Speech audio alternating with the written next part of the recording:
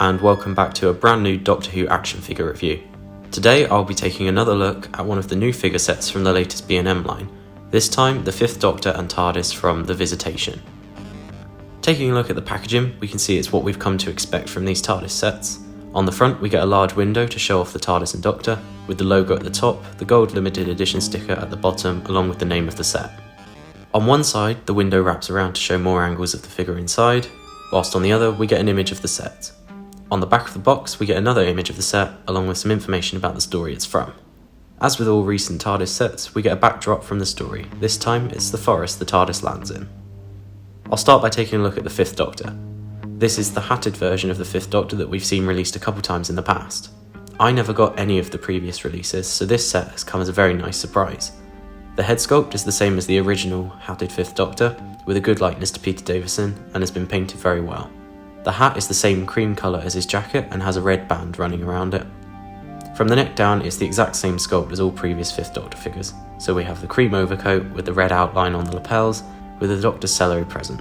Underneath the jacket we see the Fifth Doctor's cricket jumper, which has had the three coloured stripes painted on the V-neck. Beneath the jumper we can see the Doctor's white shirt, with the red underneath of the collar and the question marks on each side. Looking at the Doctor's legs, they are standard for any Fifth Doctor. The base colour is cream and they feature different coloured stripes. The shoes are white and don't really have any sort of dirty wash over the top. Overall, it is just a re-release, but for me, and I'm sure many others, that's great as I never got the original. Moving on to the main attraction of this set, we have the TARDIS. This is the same mould as the Caves of Androzani TARDIS released in last year's wave, but with a few differences. The main difference is that gone is all the splattered mud on the bottom. This is a more generic version of the 80s TARDIS. All the signage is exactly the same. The paint apps are interesting and vary between TARDISes. A lot of them have been given a matte paint coating which looks really nice, however some seem to have the old more waxy finish which makes the toy look a lot more plasticky. The colour also seems to vary, with some being quite light and some appearing in a much darker blue. I think a lot of this depends on lighting as well though. There's a dark wash over the top which is present on all four sides. It features the updated flatter base which was introduced last year, and is almost a given to be the default for any future classic non-electronic TARDISes.